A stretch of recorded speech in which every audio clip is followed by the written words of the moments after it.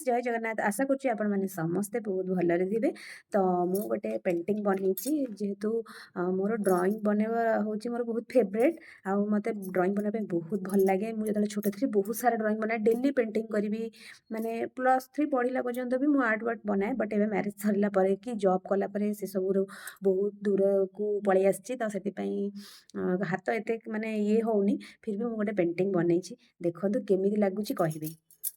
तो देखंतु मु बनई भगवान शंकर आ माँ पार्वती कर गोटे कौन गोटे आर्ट बनई जेहेतु से होउचंदी हमर आदिशक्ति से माने दुई जण ही गोटे।